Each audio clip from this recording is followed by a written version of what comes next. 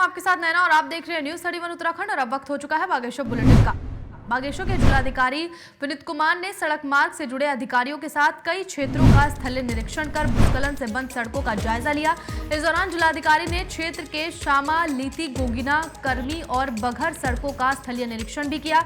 वहीं निरीक्षण के दौरान जिलाधिकारी ने सभी अधिकारियों को निर्देश दिए हैं कि भारी बारिश के कारण हो रहे भूस्खलन से बंद सड़कों को जल्द से जल्द यातायात के लिए सुचारू किया जाएगा।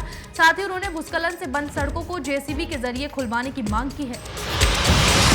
यहाँ पे जो पुलिया है उसका भी एक अमेंडमेंट जो है क्षतिग्रस्त हो गया है, उसका भी आज हमने यहाँ पे आके निरीक्षण किया है और यही डायरेक्शंस दिए हैं कि जो हमारी कोई भी रोड अगर आपदा के कारण अवरुद्ध हो जाती है तो उसको तत्काल जेसीबी के माध्यम से मलबा हटाकर उसको सुचारू कर दिया जाए। बागेश्वर गरुड़ में आम आदमी पार्टी के प्रदेश उपाध्यक्ष बसंत कुमार की ओर से 2022 विधानसभा चुनाव की तैयारियों को लेकर कार्यकर्ताओं के साथ समीक्षा बैठक की गई।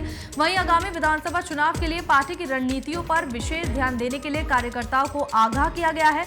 वहीं कार्यकर्ताओं की ओर से भी इस प्रोग्राम में बढ़ चढ़ कर हिस्सा लिया गया। गरुड़ ब्लॉक में काम कर रहे हैं। गरुड़ ब्लॉक के सारे जो हमारे पार्टी के कार्यकर्ता हैं, बूथों के कार्यकर्ता हैं, उनको बुलाया गया था। ये एक समीक्षा बैठक थी, बूथों का प्रोग्राम तय करना था, आगे की रणनीतियाँ तय करनी थी। अपने कार्यकर्ताओं के साथ बैठकर हमको जो है आगे की प्लानिंग बनानी थी। इसके लिए ये मीटिंग का आयोजन किया गया था। कई बूथों से जो है लोग आए, अधिकांश से, और कई कुछ बूथ जो है आजकल क्योंकि आपदा का समय चल रहा है, अपरिहार्य कारणों से और रोड ब्लॉक या इत्यादि कारणों से कुछ बूथों के लोग नहीं पहुंच पाए। हमारे कार्यकर्ता हर बूथ में जाकर बूथ को मजबूत करने का काम कर रहे हैं। 1 बूथ 10 यूथ का फॉर्मूला तो हमारा है ही है, उसके अलावा प्रत्येक बूथ में 50-50 कार्यकर्ता बनाने का हमारा है।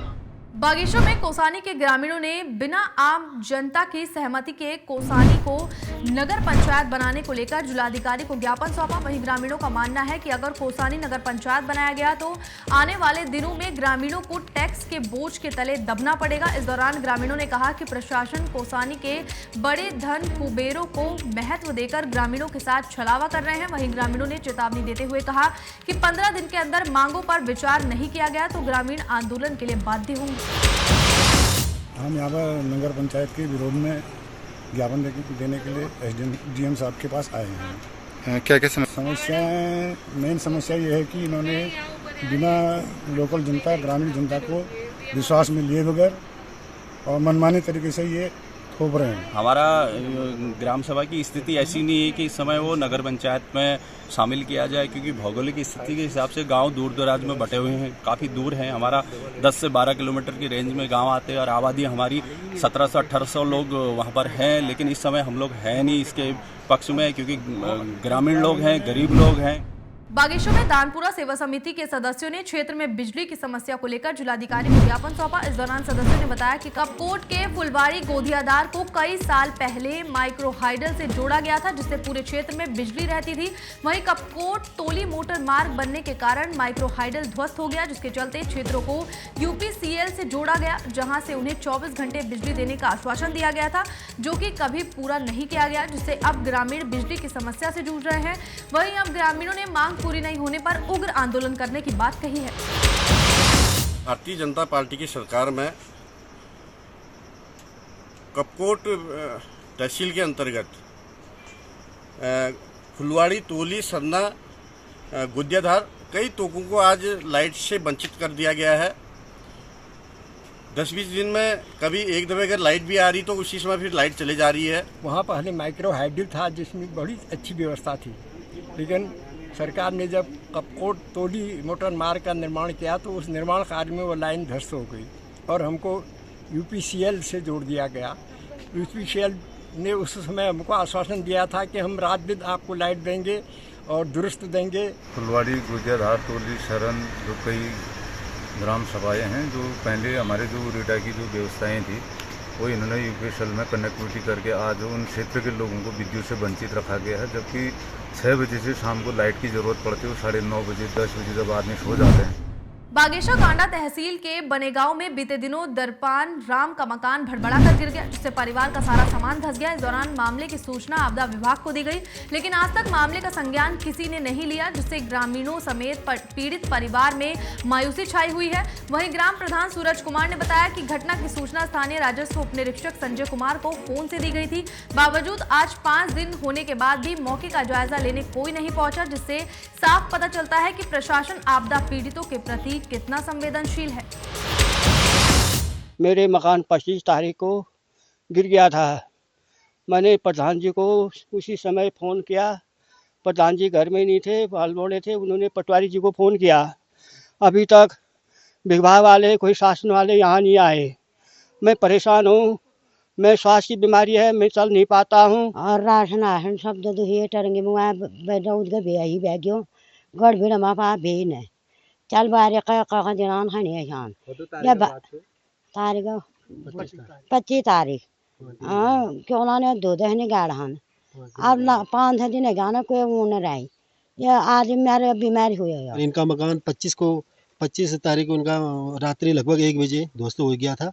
मैं कहीं बाहर था। मैंने फ़ोन के माध्यम से हमारे पटवारी महोदय संजय कुमार जी को भी बताया और लिखित हमने 26 को हमने लिखित ये एसडीएम कार्यालय में भी जमा किया था। उसके बावजूद भी आज तो यहाँ पटवारी साहब नहीं आए, जो कि बहुत दुखद है।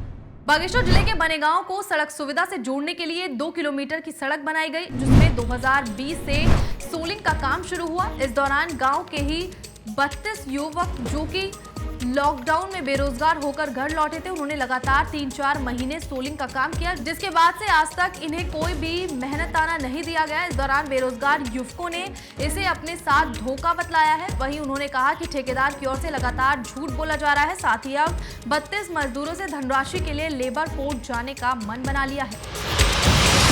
मैं काम कर रहा है, लॉकडाउन में घर आ रहा है, ये लेबरी करी, ये लेबरी में न ये डामर भी न पैस मिल, मैं बचन का न पैस मिल न डामर भी 1 साल है। जो ठेकेदार के कहने से बोला था कि पैसा दूंगा और उन लोगों ने हमने मई 1 तारीख से हम 2020 में काम किया और उन लोगों ने हमें और बोला कि पैसा देते रहेंगे। हम लोग काम करते रहे। हम लोगों ने 32 आदमी की टीम थी हम लोगों की और सब लोग हम बाहर से नौकरी लॉकडाउन से घर आए थे और कुछ भी नहीं दिया गया और बोले थे कि पैसा मिलेगा। जो हमारे गांव में जो 2 किलोमीटर सड़क कटी थी भद्रकाली गेट से बनेगांव तक, ये 2018 में कट गई थी। उसके बावजूद भी आज तक इसमें सोलिंग का कार्य भी नहीं हो पाया है और डामरीकरण तो अभी तो बहुत दूर की बात है, अभी तो सोलिंग का काम नहीं हुआ था।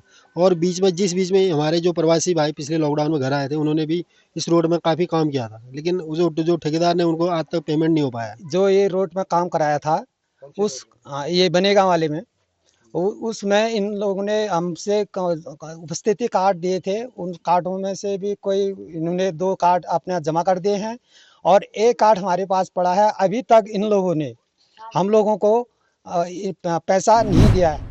बागेश्वर गरुड़ में लगातार ब्लैकमेलिंग की घटनाएं बढ़ रही हैं। आपको बता दें कि लक्सर खेत के ग्राम प्रधान प्रदीप राठी को भी ब्लैकमेल किया गया है और भारी पैसों की डिमांड की जा रही है, जिसकी शिकायत उन्होंने थाना बैजनाथ में की। इस दौरान थाना अध्यक्ष बैजनाथ GS डकरियाल से बात की गई तो उन्होंने बताया कि ब्लैकमेलिंग करने वाले लोगों को चिन्हित किया जाएगा, साथ ही उन पर कड़ी कार्रवाई भी की जाएगी। वहीं उन्होंने आम जनता से जागरूक रहने को कहा। साथ ही उन्होंने किसी भी प्रकार की घटना होने पर तुरंत पुलिस को सूचित करने की बात कही है। मेरे पे कल तकरीबन 8:30 और 9 के बीच में एक वीडियो कॉल आई, व्हाट्सएप वीडियो कॉल। उसने मेरा परिचय पूछा, मैंने उनसे वो किया, उनका परिचय पूछा तो उसने कोई परिचय नहीं किया और मुझे मैसेज करने लगे पैसे की डिमांड का। मैंने कहा आप बोल कौन रहे हो, कहाँ से बोल रहे हो? उसने कुछ नहीं किया, उसने सिर्फ एक ही जवाब दिया है कि कल पता चल जाएगा। फिलहाल बागेश्वर बुलेटिन में इतना ही। आप देखते रहिए News 31 उत्तराखंड। नमस्कार।